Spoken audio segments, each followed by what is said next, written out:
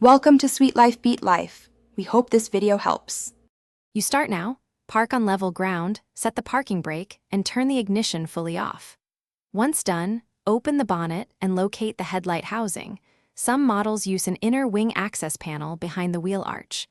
Make sure you have the correct replacement bulb for your Peugeot 308 and basic tools, Torx or Phillips bits, and a 10 mm socket.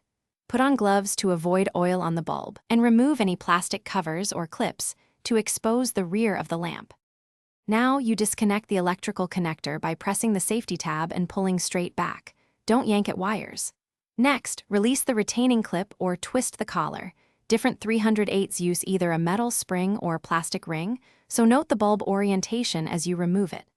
Gently pull the bulb free. Do not touch the glass with bare fingers because oils shorten bulb life. If the socket looks corroded or loose, clean it or plan to replace the holder before fitting the new lamp.